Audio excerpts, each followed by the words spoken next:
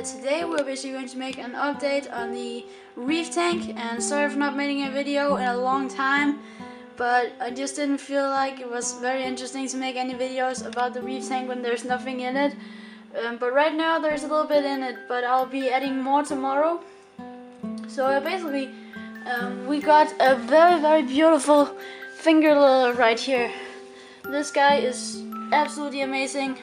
Lots of polyps, lots of fingers, a good skeletal structure, also very big, and he is almost like purple. He's absolutely amazing. It's kind of hard to see with this camera, but you can see it a little bit. He got kind of like a purple glimpse to him. I also got a cloggy clown with a sea bay anemone, and this sea bay anemone is very healthy. It has no wounds in its foot. It has not even an open mouth. It has lots of tentacles, lots of color. Got the bright blue tips, as you can see right here. Kind of hard to see, but it is definitely there. You can kind of see it there, right there. The cloggy clown was actually a pair with that anemone. So he just loved that anemone. And typically people can't keep sea bay anemones because they don't have any cloggy clowns. Because cloggy clownfish are one of the only clownfish that really wants to be in like a sea bay anemone, if not the only one. And they love it. They absolutely love them. I fed it with some soaked mice shrimp, you know, in garlic, and they seem to love it. So I haven't got anything else, but I removed the rock right here, as you probably can tell, and because I didn't really think it looked very pretty, but there's still a lot of caves. There's a cave in there, there's a cave down there as well. So let's talk about the plans for this tank. So I'm going to get a lot more corals and a lot more fish as well, not a lot of fish, but invertebrates, and I'm going to talk to you about that today. So here in the front I want an open brain coral, because open brain corals are amazing. I love them. They have beautiful colors. But I'm first going to get some invertebrates to get rid of most of the algae. Although I will be placing a big open brain coral right here. Along on this flat surface, I'll be putting on one of my favorite corals, which is the Duncan's corals. I will have a lot of them growing there. I'll also have some red mushroom corals growing right here. Now up here, where there's a lot of algae, I'm basically going to place a torch coral that is going to point outwards there, and right on that little point right there I'm also going to have a hammer coral. On there I'm thinking of getting a gorgonia, and up there I'm going to get an SPS coral and some zoanthids. And maybe in the back right there I'm going to get some Kenya trees. So there's a lot of plants. And for the invertebrates, I'm going to get a red blood cleaner shrimp, I think they're called. I love them, they're beautiful. And I mostly get it because of the looks, and that it also eats parasites off the fish, which is kind of cool. And they're really beautiful. So just look at this crazy tube worm. This guy is absolutely amazing. Just look at that guy. Wow.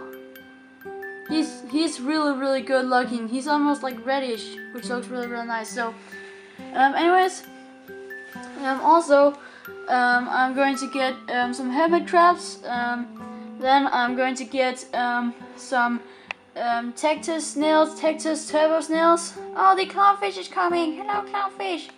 He's very shy right now because I just added him like 2 days ago, and he's kind of scared of me. You can see right there. He likes to stay at his anemone, but I want to see if this anemone will move, because if it is going to move, it's going to get kind of. I'm going to move some corals when that time happens. But you can see he's almost crazy with that anemone. He loves it. He also sleeps in it at night, which is kind of cool. I'm also going to get what was it? Some peppermint shrimp. I'm going to get 2 or 3 of those, just to make sure that I can hold the aptasia level down. I'll get some aptasia eating ones. I know a guy who sells some aptasia eating ones, yeah. Then I'm going to get some other snails as well, like some serif snails, some Nazaria snails, and stuff like that. So I'm also going to get a very small yellow tang to be in this tank, because they're one of my favorite fish, and a very small one can easily fit in this tank. But when he gets older, I will definitely sell him. So he has to be very, very small, but I will definitely get one of those. And then I'm thinking of getting either some sort of res or a Royal Grandma bastard, but I'm not quite sure of that yet. I actually had a blenny in here together with the clownfish, but he jumped out of the tank and he died. It was a lawnmower blenny. He was so cool. I was really, really happy for him, and I paid a lot of money for him, but he just jumped out, and yeah, couldn't do anything about that. He was also very, very shy. He didn't even eat the algae or anything like that, so that was kind of sad. But you can see some hair algae are growing, which is kind of sad, but that's what happens in the end of the cycle. But those are going to get cleaned up soon. You can also see they're turning white, which means that they're dying, so that is pretty cool. That finger liller is actually doing very, very well. Yeah, so I guess there's not much else to it really.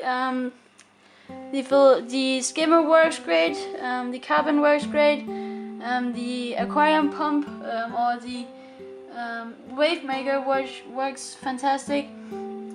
And I'm really happy about this aquarium. It's a great buy. I can definitely recommend it for everybody out there. So yeah, if there's anything that you would think would be cool for this tank, please give me some suggestions. Yeah, so let me just show you really quickly like how much I really go into feeding my fish in this tank. In this I have Cyclopes, marine based color, omega-1 seaweed in the bag there, so omega garlic flakes is not garlic flakes but garlic pellets as well, and just a lot of good stuff. So I'm kind of ready for some fish, and the tank is completely cycled and stuff like that, so don't worry, it's going fine. I'm really happy about this coral. This is a really, really beautiful one. I also like the anemone, but I hope he will move maybe here in the front, but sea anemones really like to sit in the sand, so maybe he'll move up here. He really wants a place where there's lighting, and there's not really a lot of lighting there. I don't know why he's set there, but you know, he's doing fine. Fed him yesterday, as I said. Going to feed him some silver sides when he gets a little bit bigger, so yeah. See you guys in another video.